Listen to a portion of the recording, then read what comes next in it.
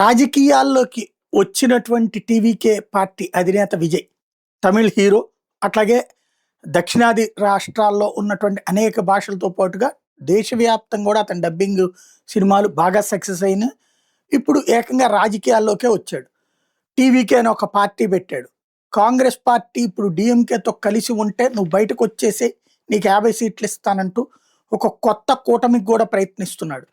అతను ఎక్కడికి వెళ్తే అక్కడ జనం భారీ ఎత్తున వస్తుంటే తట్టుకోలేని స్టాలిన్ అతని పర్యటనకి అడ్డాలు పెడుతుంటే దానికి వ్యతిరేకంగా పోరాడుతున్నాడు. గ్యారంటీ నాదే అధికారం అంటున్నాడు. అట్లాంటి టీవీకే అధినేత విజయ్, హీరో విజయ్కి ఇప్పుడు పెద్ద షాకింగ్ పరిణామం.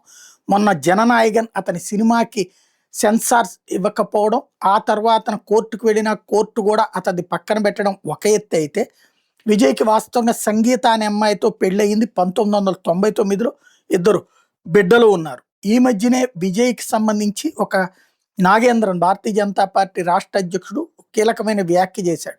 త్రిష ఇంటి నుంచి నువ్వు ముందు బయటికి రా, ప్రపంచం తెలుసుకుందువు గాని అని. దాంతో త్రిష ఆగ్రహం వ్యక్తం చేస్తే విజయ్ అభిమానులు ఆగ్రహం వ్యక్తం చేశారు. వ్యక్తిగత జీవితాల్లోకి ఎంటర్ అవుతున్నారు. అతను అట్లాంటి వాడు కాదు అని సీన్ కట్ చేస్తే, చెంగల్పట్టు కోర్టులో విజయ్ భార్య సంగీత పిటిషన్ వేసింది. ఏమని అంటే తనకి తన భర్త నుంచి విడాకులు కావాలని.